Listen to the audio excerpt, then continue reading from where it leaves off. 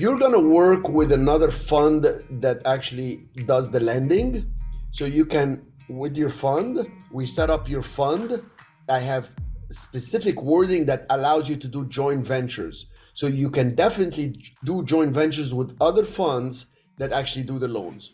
As a matter of fact, my goal probably early next year is those who are going to set up funds with us from these structures that we're doing now with these 3 webinars that we're doing. Eventually, I'm going to do like an event, maybe in Cancun or somewhere fun, like here in Puerto Rico. Those are nice destination locations, but I want to get the fund managers together that's set up, and I can say, okay, guys, Eddie, stand up, and you'll meet Eddie that I'm talking about. Stand up, tell us about your lending practices. And he's going to say, I set up the fund with Cherif and Ashley and the attorneys that did this, and we do this, and we do these type of loans in California. We're very conservative. That's why I lasted 30 years in the business. I wish I met Cherif before, and and he will explain his structure. And another person sitting there is going to say, wow, great, I can do a joint venture with him.